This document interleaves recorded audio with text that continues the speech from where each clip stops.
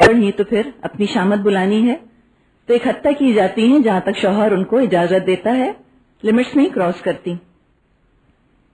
حضرت خدیجہ سے آپ کی محبت کا عالم یہ تھا کہ آپ جب کبھی کوئی بکری بھی ذبح کرتے تو کچھ حصہ حضرت خدیجہ کی سہیلیوں کو ضرور روانہ کرتے۔ اس موقع پر حضرت عائشہ کہتی ہیں کہ ہاں شاید دنیا میں کوئی عورت تھی ہی نہیں سوائے خدیجہ کے۔ کیا کرتی نا، ان کو ہوتا تھا کہ میں اتنی خوبصورت جب موجود ہوں تو پھر کیوں یاد کرتے ہیں ان کو۔ لیکن یہ انصاف آپ دیکھیں اللہ کے رسول کا، دنیا سے گئی ہوئی بیوی کو بھی کبھی آپ نے بلایا نہیں۔ برنارڈ شاہ کہتا ہے کوئی مرد آج یہ دعویٰ نہیں کر سکتا کہ انتقال شدہ عمر رسیدہ بیوی سے اس کو ایسی ہی محبت ہے جیسی کہ زندہ خوبصورت اور اپنی ینگ بیوی سے۔ کوئی مرد یہ دعویٰ کر سکتا ہے؟ ایک لاتے ہیں تو پچھلی کو بھول جاتے ہیں۔ کہاں یہ آپ دیکھیں نبی اکرم صلی اللہ علیہ وسلم کا اپنی بیویوں سے محبت کرنا، ایسا حسن سلوک، اور اسی کی تاکید آپ نے باقی مردوں کو بھی کی ہے۔ فرمایا خیرکم خیرکم للنساء، تم میں سے بہترین وہ ہیں جو اپنی بیویوں کے ساتھ بہترین ہیں۔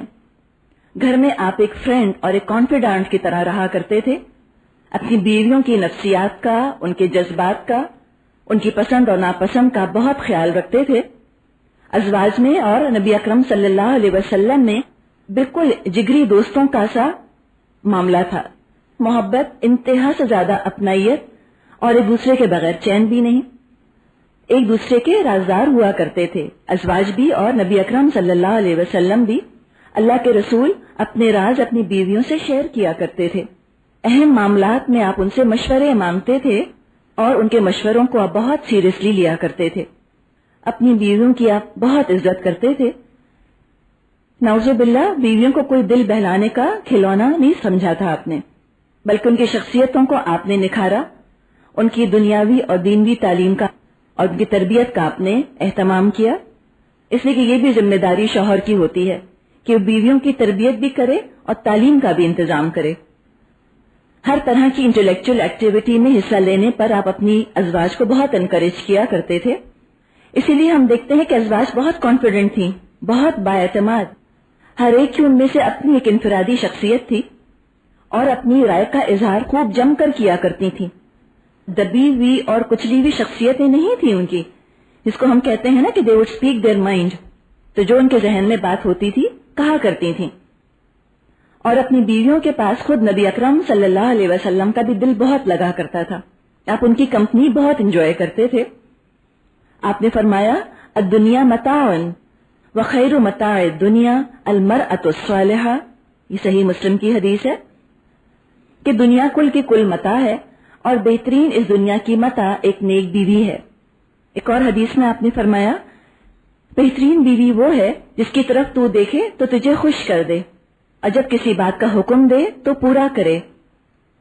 جب بیوی کی طرف دیکھا جائے تو دل خوش ہو جائے، جب کوئی بات بیوی سے کہی جائے تو آگے بحث کرنے کے بجائے بات مانے، اور تیری غیر موجودگی میں تیرے مال اور اپنی ذات کی حفاظت کرے۔ ایک اور حدیث میں آپ نے فرمایا اس ذات کی قسم جس کے قبضے میں میری جان ہے، جب کوئی شخص اپنی بیوی کو بستر پر بلائے اور بیوی انکار کر دے تو وہ ذات جو آسمان پر ہے ناراض رہتی ہے حتیٰ کہ اس کا شوہر اس سے راضی ہو جائے۔ ایک اور حدیث میں آپ نے فرمایا جو عورت 5 نمازیں ادا کرے، رمضان کے روزے رکھے، اپنی عزت کی حفاظت کرے اور اپنے شوہر کی فرما برداری کرے، اس کو قیامت کے دن کہا جائے گا جنت کے جس دروازے سے چاہے داخل ہو جائے۔ تو یہ بہت بڑی خوش قسمتی ہے شوہر کی فرما برداری کرنا، ڈیفائنس اور غصہ اپنے اندر نہ آنے دینا۔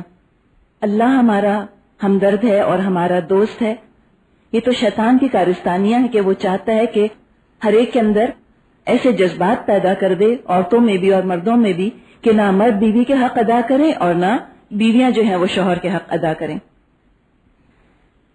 نبی اکرم صلی اللہ علیہ وسلم اپنی بیویوں کے جو انسانی کمزوریاں ہوتی ہیں ان کا بھی بہت خیال رکھنے والے تھے نا، بہت انڈرسٹینڈنگ شوہر تھے۔ ایک دفعہ آپ حضرت عائشہ کے ہاں مقیم تھے کہ ایک اور آپ کی زوجہ نے، ایک اور آپ کی بیوی نے کچھ کھانا پکا کر بھیجا۔ یہ بات حضرت عائشہ کو بہت ناگوار گزری۔ اچھا اب آپ دیکھیں ہوتا کیا ہے، نارملی جس وقت آپ کا کھانا وانا پکتا ہے چھٹی کے دن نہیں پکتا نا، اس لیے کہ شوہر گھر میں ہوتے ہیں، ان کے ساتھ بیٹھ گئے, یہ ہوا, کھانا وانا پکانا دیر سے شروع ہوا. اچھا ہم آرگنائز ہی بہت لگنا چاہتے ہیں چھٹی کے دن, اب آپ لگی ہیں کھانا پکانے میں, اتنے میں کہیں اور سے کھانا آ گیا. تو یہ حضرت عائشہ کو بات پسند نہیں آئی, ان کو بہت ناگوار گزری. جو خادم کھانا لے کر آیا تھا, جو غلام آیا تھا, اس کے ہاتھ پہ انہوں نے ایسے مارا کہ برتن گر گیا, اور کھانا بھی گر گیا, برتن بھی ٹوٹ گیا. اللہ کے رسول موجود ہیں, خود نیچے بیٹھے اور ٹکڑے جمع کرنے لگے جو ٹوٹا ہوا برتن تھا. پھر کھانا بھی انہوں نے اکٹھا کیا جو گر گیا تھا, اور بولے کہ تمہاری ماں کو سوکنا پہ کی غیرت آ گئی.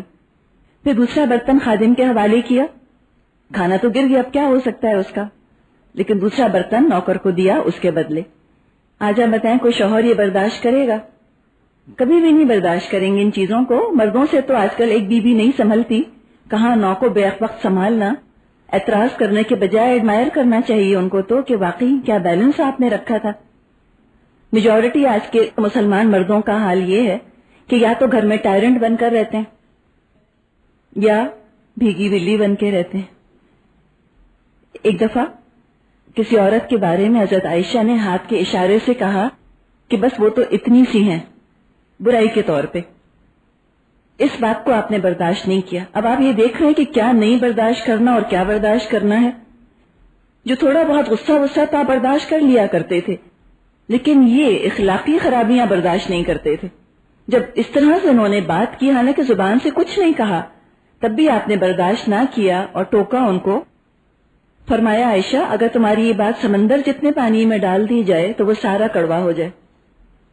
آج کے شوہروں کا تو حال یہ ہے کہ بیویاں ان کی اپنی سگی ماں بہنوں کی برائیاں دل بھر کر ان کے سامنے کرتی رہیں اور وہ سر جھکائے مجرم بنے سنے چلے جاتے ہیں. بیویوں کی اصلاح نہیں کرتے, ان کی اخلاقی تربیت نہیں کرتے.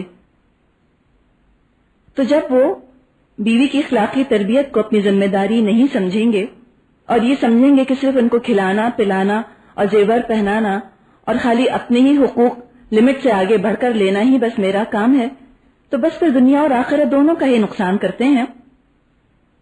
اور ایسے مردوں کی بیویاں معاشرے کے اندر کوئی کنسٹرکٹیو کنٹریبیوشن نہیں کر سکتی, کوئی مثبت کردار ادا نہیں کر سکتی. وہ اپنی بیویوں کے آرام کا بھی آپ بہت خیال رکھتے تھے.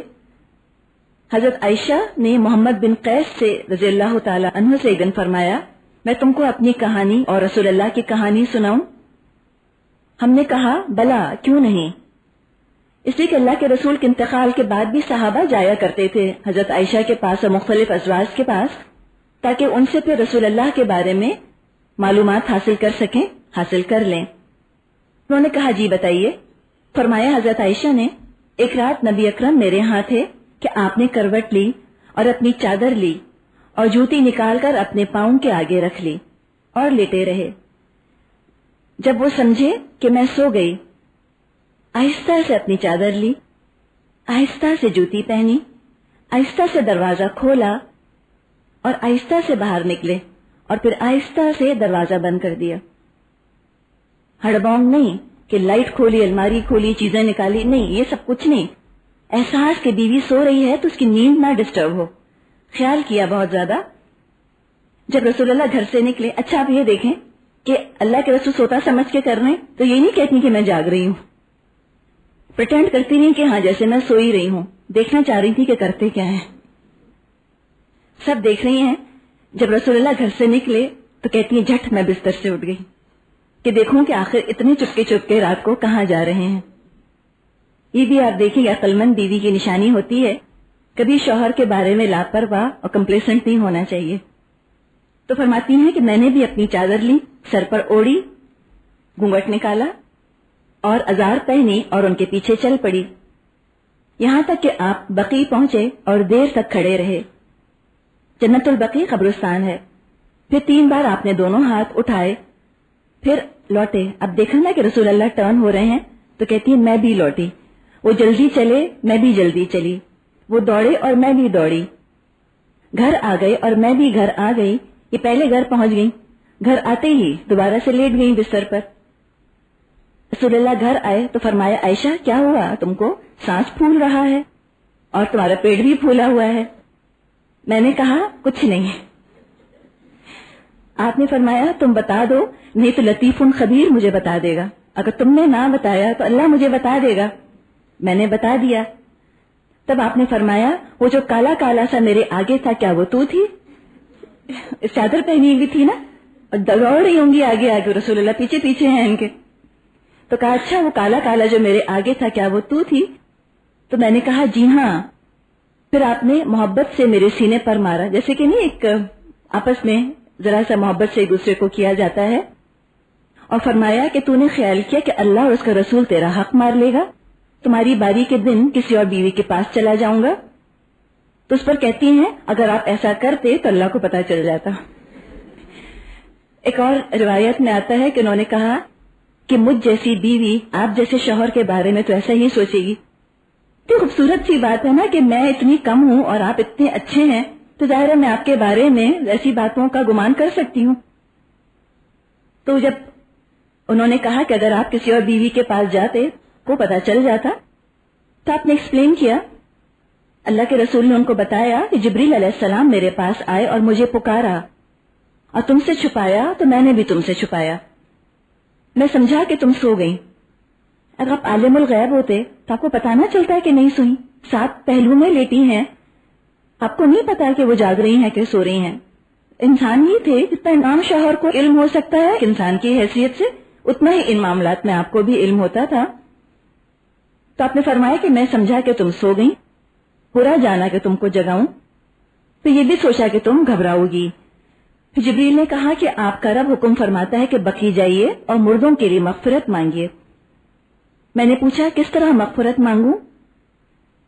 اچھا جبریل نے فرمایا کہ آپ کہیے السلام علی اہل الدیار من المؤمنین والمسلمین ویرحم اللہ المستقدمین منا والمستأخرین وَإِنَّا إِن شَاءَ اللَّهُ بِكُمْ لَلَاحِقُونَ۔ یہ دعا ہے قبرستان جانے کی۔